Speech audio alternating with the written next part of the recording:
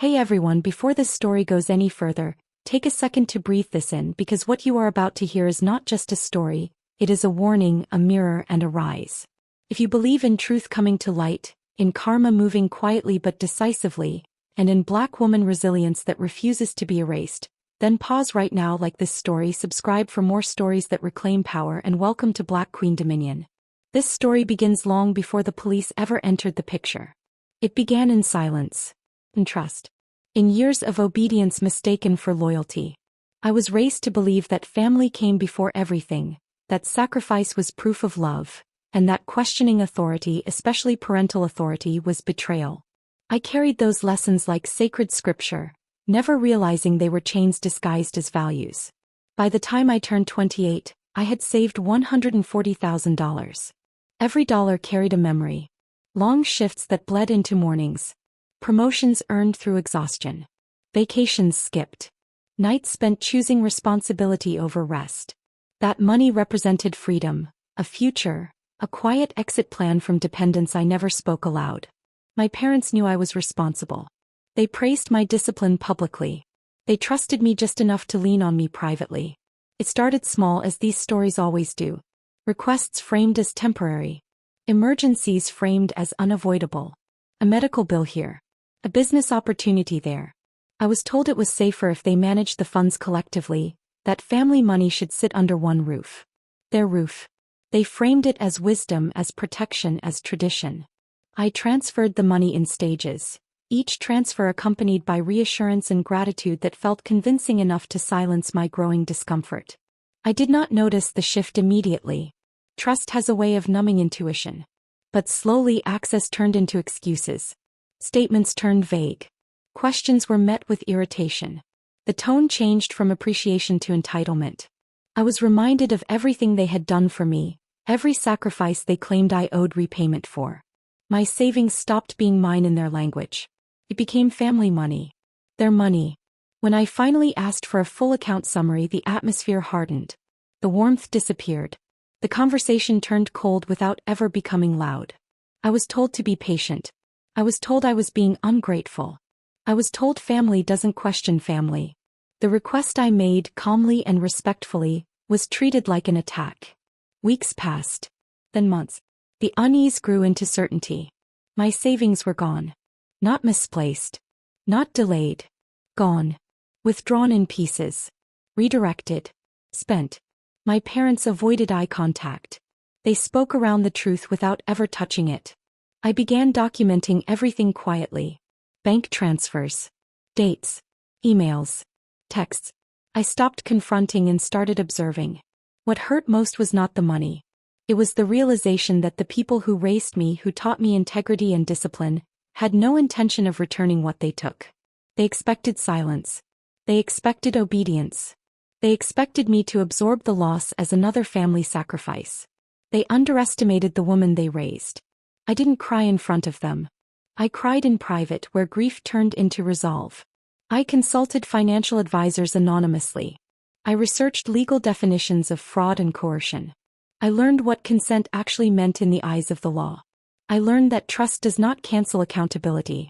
I learned that blood does not override crime. By the time I requested the money back formally, I already knew the answer. The refusal was calm. Casual. Final. They believed they were untouchable. They believed I would never escalate. They believed my loyalty would always outweigh my self-respect. They were wrong. The moment I stopped seeing my parents as untouchable was the moment power shifted. Not outwardly. Not dramatically. Internally. Quiet confidence replaced emotional chaos. I understood something critical then. Emotions make noise, but preparation makes impact. I no longer needed validation. I needed resolution. I began assembling my case like a puzzle already solved. Bank records told a story no one could rewrite. Dates aligned too perfectly to deny intent. Withdrawals coincided with personal purchases that had nothing to do with emergencies. Property upgrades. Luxury expenses. Investments made in their names only. My money had funded a life I was never meant to benefit from. I consulted a legal professional under confidentiality, not to threaten, not to warn, but to understand. The truth was blunt. What happened was not a misunderstanding. It was financial exploitation. Consent obtained under pressure. Funds taken under false pretenses. The law did not care that they were my parents. The law cared about evidence. For weeks I said nothing. I showed up to family gatherings. I smiled. I observed. I watched how easily they spent money that represented years of my life. I listened as they spoke about sacrifice while living comfortably off mine.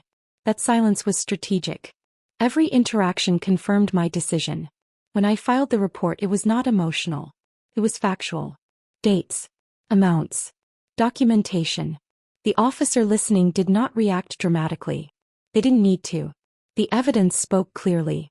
The process began without theatrics. That was the most unsettling part. Justice doesn't shout. It moves efficiently. I did not warn my parents. I did not announce my intentions. I did not seek closure through confrontation. I let the system do what it was designed to do. The days that followed felt surreal. I lived normally while knowing the consequences were approaching like a quiet storm. When the authorities arrived at their home, I was not present. I did not need to witness it. I imagined the shock, the confusion, the disbelief that family loyalty had limits. The moment when entitlement collided with reality. I received the call afterward, brief and procedural. The investigation was active. Statements were taken. Assets were frozen pending review. The backlash was immediate. Messages flooded in. Extended family reached out not to ask what happened, but to ask why I had gone this far. Why I had embarrassed them. Why I had chosen law over blood. No one asked why my parents took what was not theirs. Silence had protected them for years. Accountability felt like betrayal to those benefiting from it. I did not respond. I had learned that explanations are unnecessary when the truth is documented. The narrative no longer belonged to family gossip. It belonged to records and law enforcement. What surprised me most was not the investigation. It was the clarity that followed. The guilt I expected never came. Instead there was relief. Validation. The understanding that boundaries are not cruelty. They are survival. As the case progressed, more details surfaced. Patterns of control. Financial manipulation that extended beyond me. I was not the first. I was simply the first to stop absorbing it quietly. That realization changed how others saw me.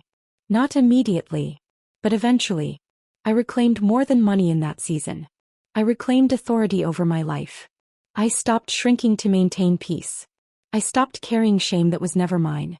I learned that being a Black woman who chooses justice over silence is not rebellion. It is legacy. The money would return in time, partially or fully.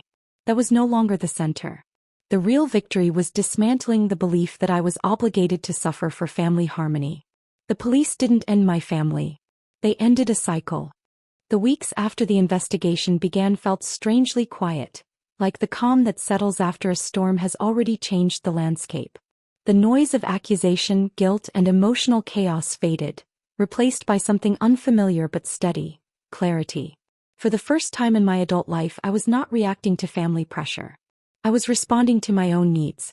The legal process moved forward methodically, unconcerned with family titles or emotional history.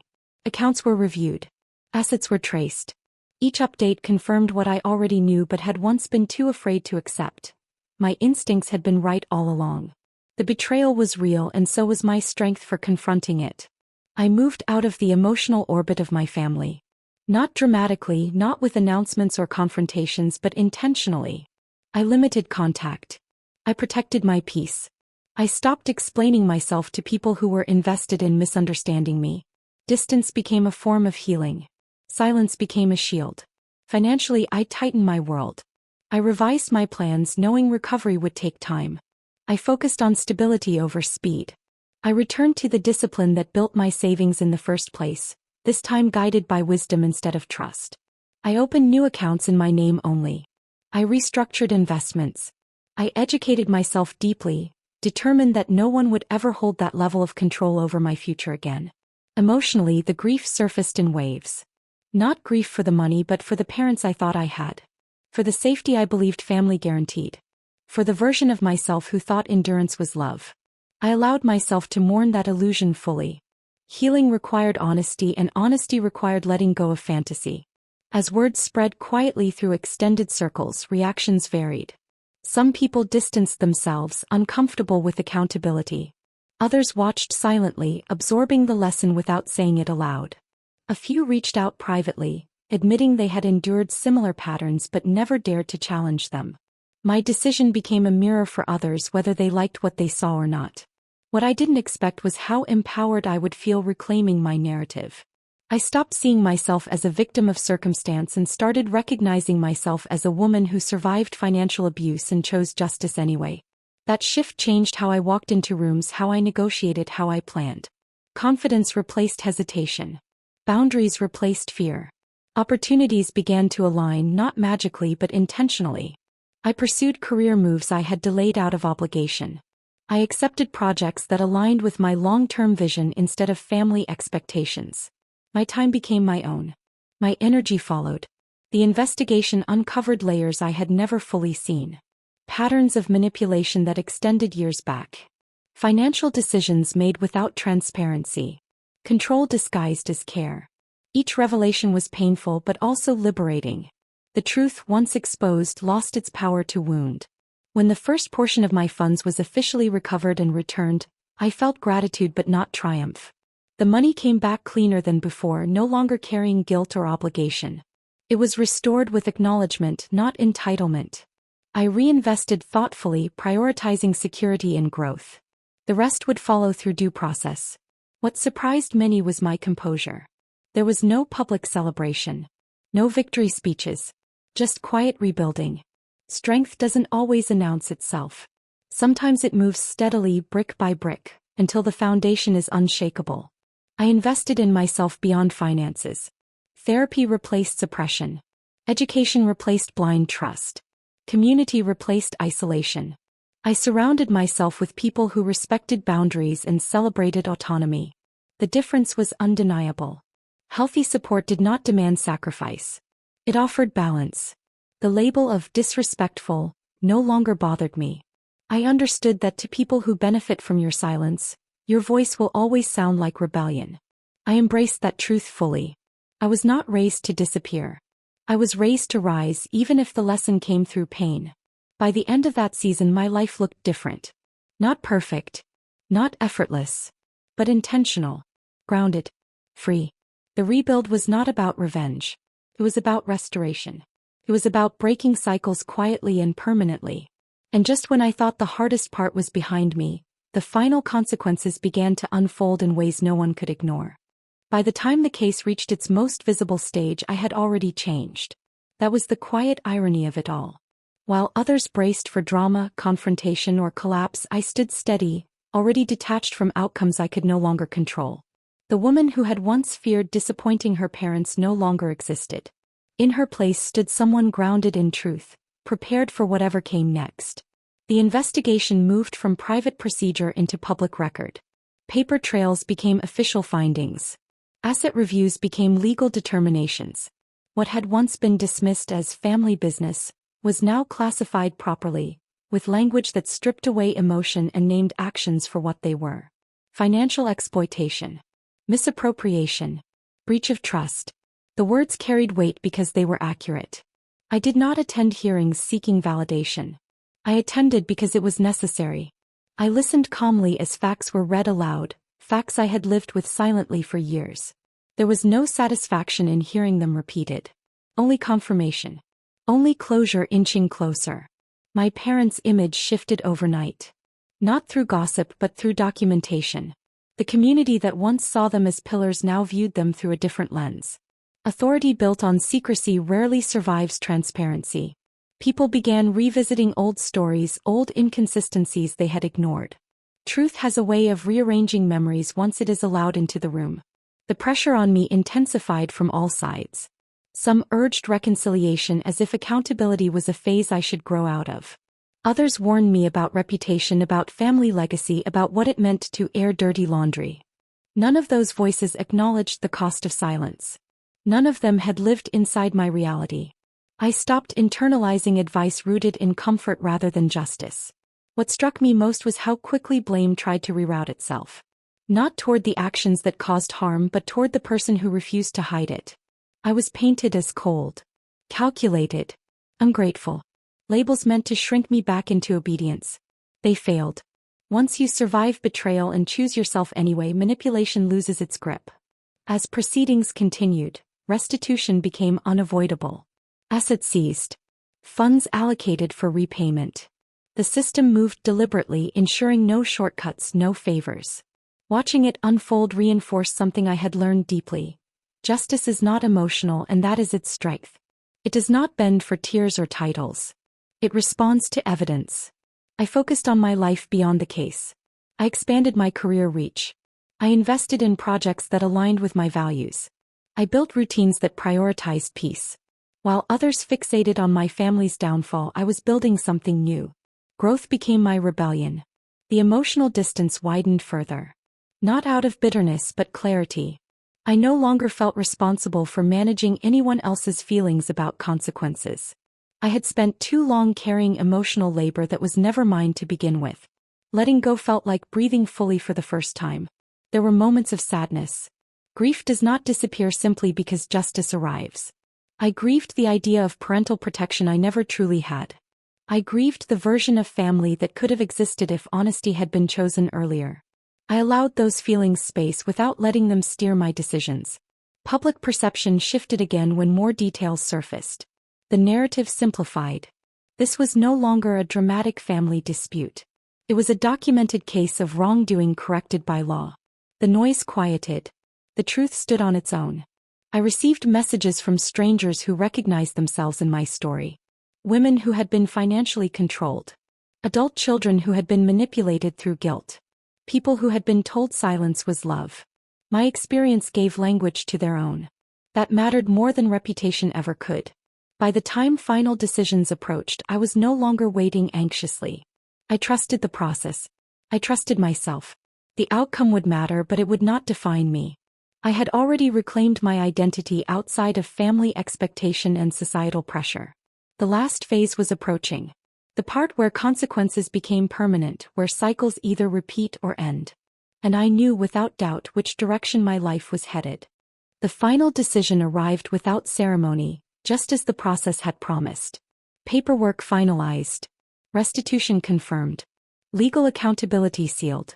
There was no dramatic moment, no triumphant announcement, no scene that matched the magnitude of what had occurred. And yet everything had changed. The cycle was officially broken. What had once felt like an endless weight pressing against my chest lifted quietly. Not all at once, not euphorically, but steadily, like a door finally opening to fresh air after years in a locked room. Justice had been served, not as revenge but as restoration. The law did what silence never could. The remaining portion of my savings was returned through structured restitution. Each transfer felt different than before. This money no longer carried manipulation, guilt, or obligation. It was clean. Earned. Respected. I didn't rush to spend it or prove anything with it. I placed it carefully, intentionally, as a symbol of regained authority over my own life. What mattered more than the money was the finality. There would be no more debates. No more blurred boundaries. No more pretending harm hadn't occurred for the sake of appearances. The truth stood complete, documented, and undeniable. My relationship with my parents did not magically heal. And that was okay. Healing does not always mean reconciliation. Sometimes it means release. Sometimes it means choosing peace over proximity. I stopped waiting for apologies that might never come. I stopped hoping for accountability beyond what had already been enforced. I accepted reality as it was, not as I wished it could be. That acceptance gave me freedom. I no longer carried anger the way I once had. Anger had served its purpose. It woke me up, pushed me to act. Once justice was in motion, anger softened into wisdom. I understood that holding on to resentment would only tether me to a past I had already outgrown. I focused forward. My life expanded in ways I hadn't anticipated. New opportunities emerged because I finally trusted myself fully. I took risks rooted in confidence, not fear. I planned long-term without factoring in family obligation or emotional manipulation. Every decision felt lighter because it was truly mine. The story followed me, but it no longer defined me. People referenced it as a moment of strength, not scandal. As an example, not a warning.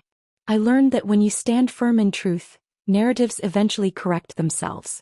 I became more vocal about financial literacy, boundaries, and self-trust, especially for women who had been conditioned to give endlessly without protection. I didn't share details to expose anyone but to empower others. Knowledge became a form of prevention. My experience transformed into purpose. Looking back, I saw clearly how deeply I had been conditioned to equate obedience with love. How easily authority had masked control. How often I had ignored my intuition to preserve peace that was never mutual. Those lessons stayed with me not as wounds but as armor. I forgave myself fully. For trusting too much. For waiting too long. For believing silence was strength. Forgiveness didn't excuse what happened. It released me from reliving it. On the other side of everything, I found myself whole. Not hardened. Not closed off. Just grounded.